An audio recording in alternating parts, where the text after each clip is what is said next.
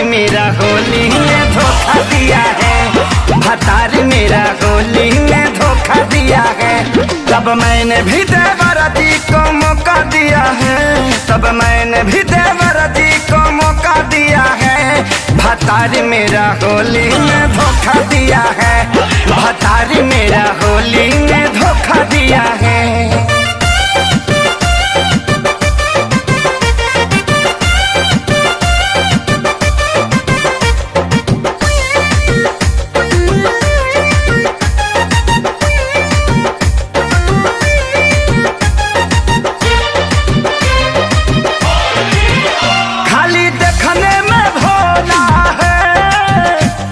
समझती थी लोला है, माल तू को रखले हैं, मेरे सखी ने बोला है, बोला ए हो वो खाली देखने में भोला है। मैं समझती थी लोला है, माल तू को रखले हैं, मेरे सखी ने बोला मिलने जाता है मुझको पाता है, झुमका बड़ा बड़ा उसको मुझे छोटा दिया है। भतारी मेरा होली में धोखा दिया है, भतारी मेरा होली में धोखा दिया है।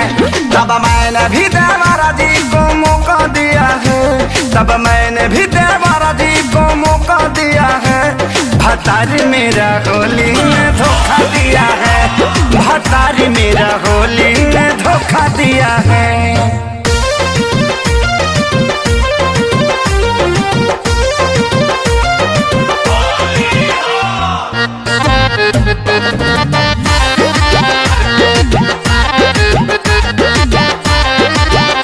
मैं भी ठेला दिखाऊंगी, रोज फगुआ मनाऊंगी, समझ हाथी देवरा से उसका बदला सधाऊंगी।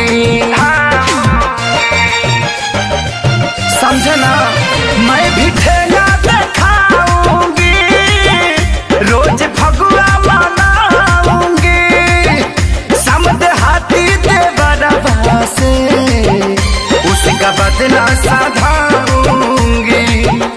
पूरा हाना है पता चला है कि खेसारी ने रकम उसको मोटा दिया है। भतारी मेरा होली में धोखा दिया है, भतारी मेरा होली में धोखा दिया है। तब मैंने भी देवरा जी को मौका दिया है, तब मैंने भी देवरा जी को मौका दिया है। भतारी मेरा होली में धोखा दिया है, भतारी मेरा होली में धोखा दिया है।